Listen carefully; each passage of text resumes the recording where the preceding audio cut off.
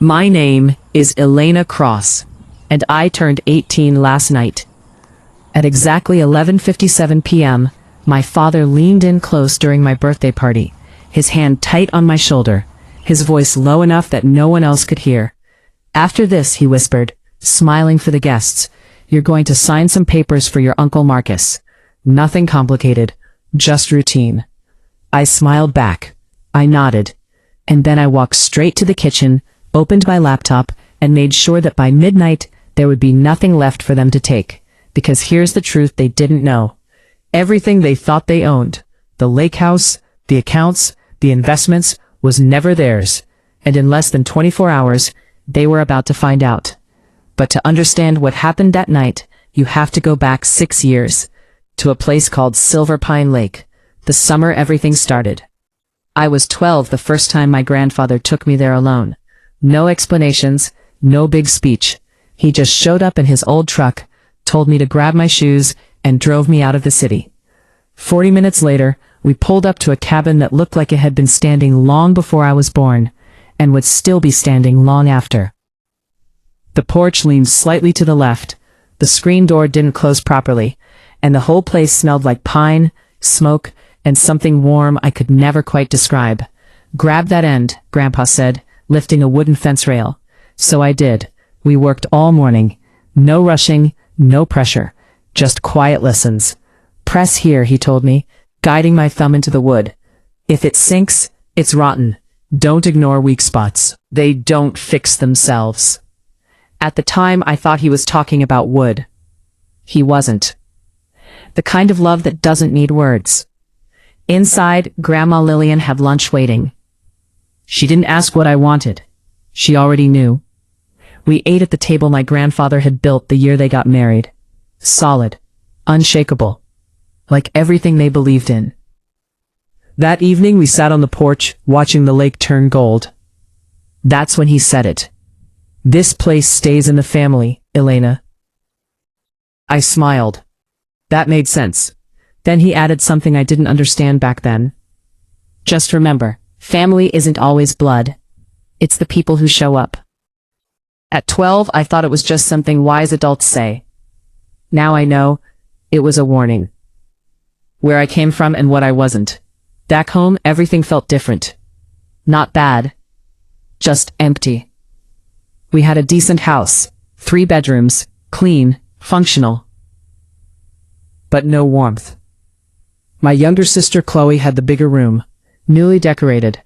Fresh paint, new furniture. My room still had the old carpet from the previous owners. At dinner, my dad Victor brought up the cabin. "That place is wasting money," he said, cutting into his steak. "Taxes alone are ridiculous. We should sell it and invest properly." My mom nodded immediately. Logical.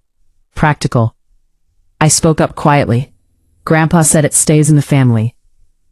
My dad laughed. Not mean. Worse. Dismissive. He was being sentimental. And just like that, the conversation moved on. To Chloe. Her debate win. Her framed certificate.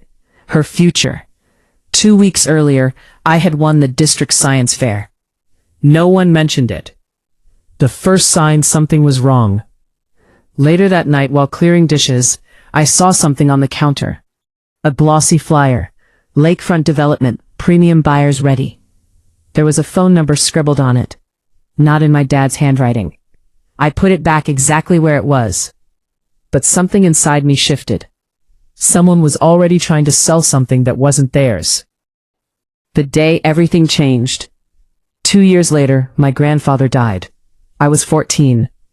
At the reception, I saw my dad and my Uncle Marcus standing off to the side, speaking quietly. Marcus had a folder. Dad kept nodding. I only caught one sentence. "We need to move before probate complicates things." They weren't grieving. They were planning. I didn't say anything. I didn't know how. But I remembered.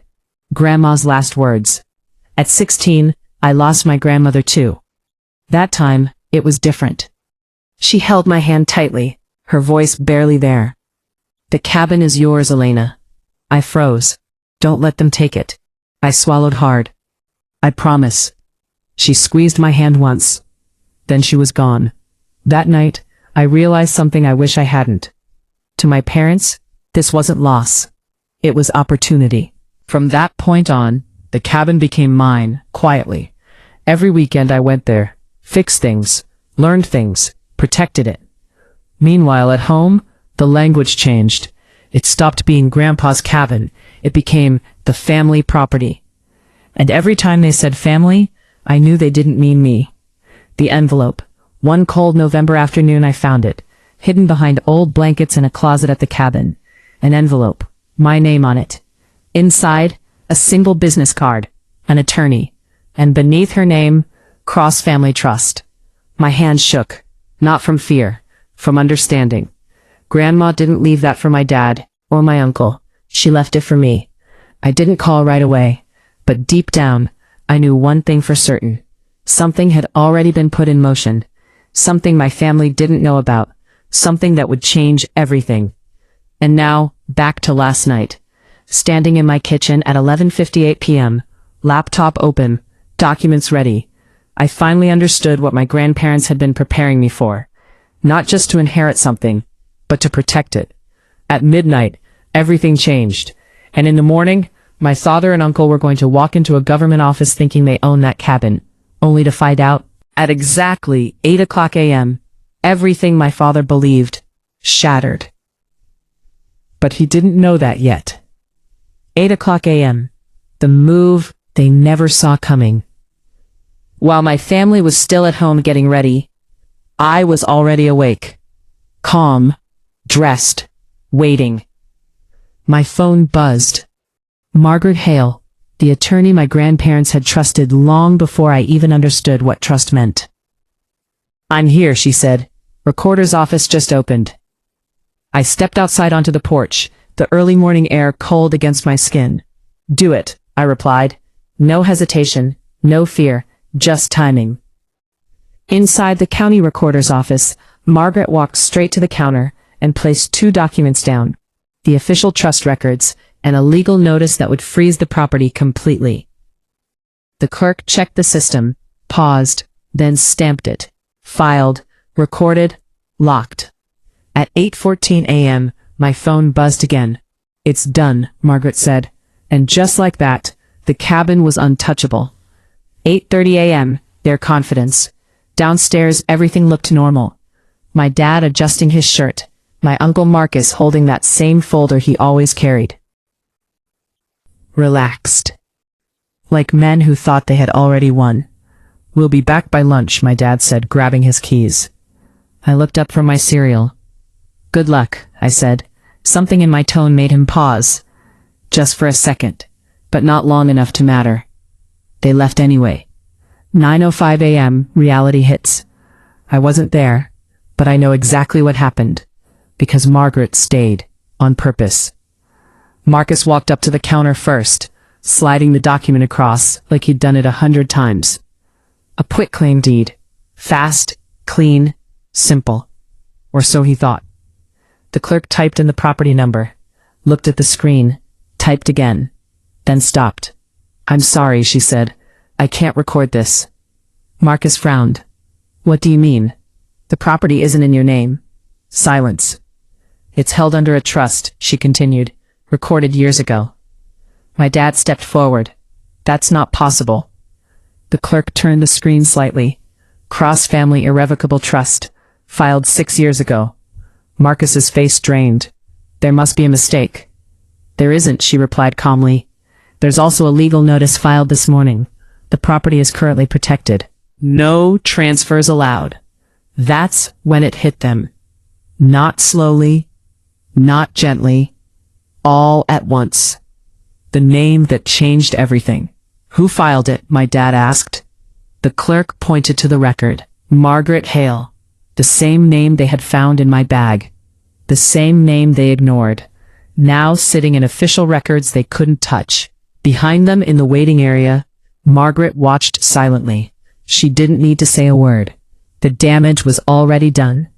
9:22 a.m. The call. My phone rang. I already knew who it was. "What did you do?" my dad demanded. His voice wasn't angry. Not yet. It was worse. Panicked. I accepted what was already mine, I said calmly. You went behind our backs. No, I cut in. You tried to take something that was never yours. Silence. Heavy, breathing on the other end. This is my parents' property, he said. They chose me, I replied. Not louder, not emotional, just final. The deal that exploded. An hour later I got another call. Unknown number. Is this Elena Cross? A man asked. Yes. This is Daniel Reeves from Ridgeline Development. Of course it was. We have a purchase agreement for that lake property, he said. Your uncle guaranteed ownership. He doesn't own it, I said. Pause. Papers shifting. That complicates things, he muttered. It cancels things, I corrected. Another pause. Longer this time. Then his tone changed. Cold, professional. We'll be taking legal action. Against him, I said. Not a question. 2 p.m., the walk back in. My dad came home hours later, slower than usual. Like every step cost something. My mom was already in the kitchen, clearly upset. I sat at the table, waiting. He didn't yell, didn't slam anything. He just sat down across from me. We needed that money, he said quietly. It almost sounded like an apology. Almost. That doesn't make it yours, I replied. His jaw tightened. I could lose this house. I know. Then help us. There it was. Not love, not regret. Need. The truth he didn't want. That cabin wasn't your solution, I said. It was theirs, and they trusted me with it. For what? He snapped. You're 18. For keeping my word. Silence. Then, I'll fight this. That's when I picked up my phone and pressed speaker. The final blow. Cross. Margaret's voice came through, calm as ever. Contest that trust, and you'll lose far more than you already have. The room went still. An irrevocable trust, established years ago, properly recorded, is not something you undo because you're unhappy with the outcome. My dad didn't respond, because for the first time, he understood this wasn't a fight he could win. The call that ended it all. Later that evening, my uncle called. I heard everything from the hallway. They're suing me, he said. Of course they are, my dad replied coldly. You said this would work. You're the one who didn't check. Silence. Then I might be in serious trouble. You are, my dad said, and hung up. What it cost. Over the next few weeks, everything unraveled. The deal collapsed, the lawsuit hit, and the truth spread. Not because I told anyone, but because the truth doesn't stay hidden when money is involved. My dad lost his business, barely saved the house. My mom went back to work, and for the first time in my life, the house was quiet. But me? I didn't feel victorious. I didn't feel powerful. I felt steady, like someone who had finally stopped something from breaking. Because this was never about winning. It was about one thing. 3 weeks after everything fell apart, I went back to the cabin. Alone. The silence after the storm. The road to Silverpine Lake looked exactly the same. Same trees, same turns, same quiet. That something inside me had changed. For the first time, I wasn't coming here to escape. I was coming here because I belonged. I parked in the same gravel spot my grandfather used to, the one he leveled himself. Every stone still exactly where it had always been. I stepped out of the car and just stood there for a second. Listening. Wind through the pines, water barely moving, no voices, no pressure, no expectations, just peace. Walking through what was left. I unlocked the door, that same stubborn lock, that same soft creak when it opened, and the smell hit me instantly. Old wood. Home. Nothing had changed. The table he built was still solid. The shelves Grandma arranged by color were still perfect. The chair on the porch still leaned slightly to one side, like it always had, like it always would. I walked slowly, room by room, touching everything like I needed to remind myself it was real. Because after everything that happened, it didn't feel real. The drawer. It was in the small desk near the window.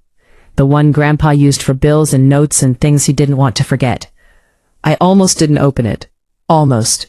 But something told me to. Inside an envelope, my name on it, in his handwriting.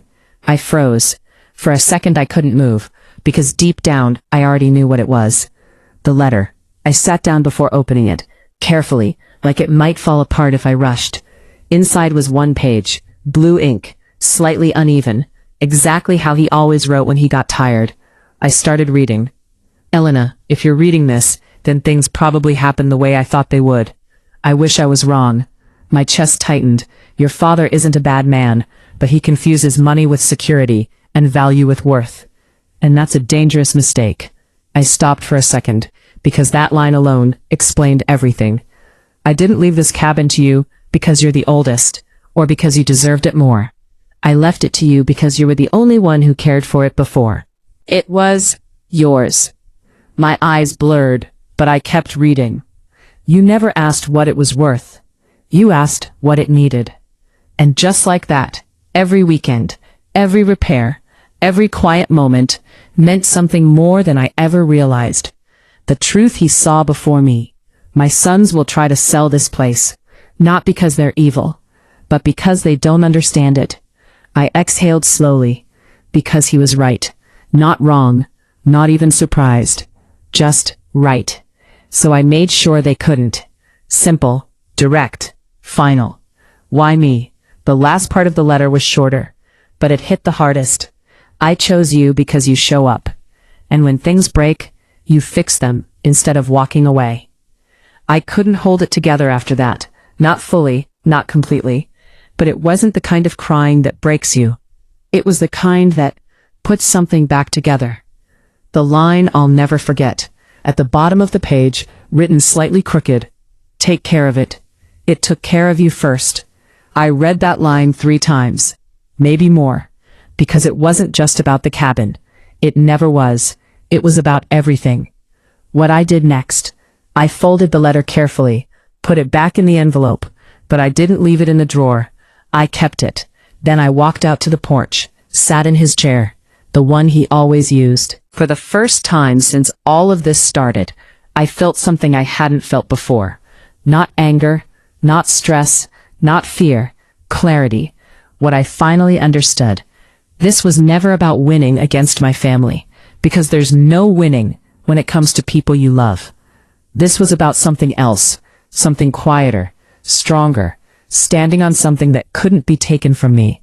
Not because I fought for it, but because someone believed I would protect it. The new beginning. A week later I made a decision. Not a big announcement, not something dramatic, just a step forward. I enrolled in college, environmental science, something that made sense here, something that felt connected to this place. And for the first time, when I wrote down my address, I didn't hesitate, because I knew exactly where I belonged. One more thing. A few days later, my sister showed up, unannounced, holding a pizza box, looking unsure. Can I stay for a bit, she asked. And just like that, I realized something my grandfather had said years ago finally made sense. Family isn't about who tries to take from you. It's about who shows up anyway. The end. Or maybe not.